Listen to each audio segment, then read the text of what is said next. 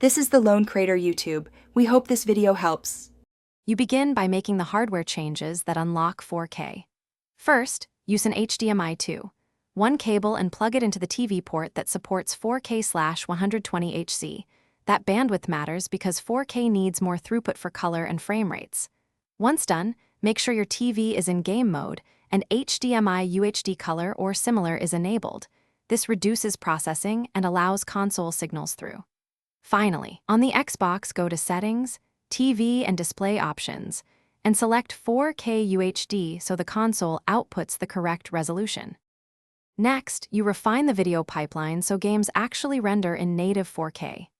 In TV and Display Options, pick the highest refresh rate your TV supports, 120Hz if available, otherwise 60Hz, because higher rates impact motion clarity.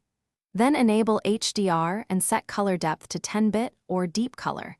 This expands dynamic range and prevents banding. Also turn on VRR or auto low latency mode to reduce stutter.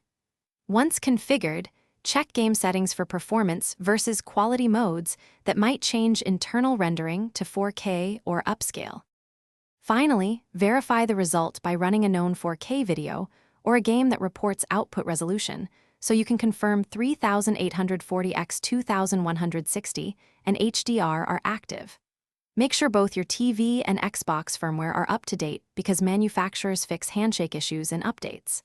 If something still fails, power cycle both devices, try another HDMI 2. One port or cable, and re-enable HDMI UHD features on the TV.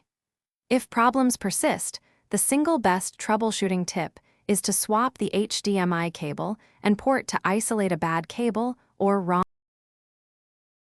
Thanks for watching. Consider subscribing if we helped you.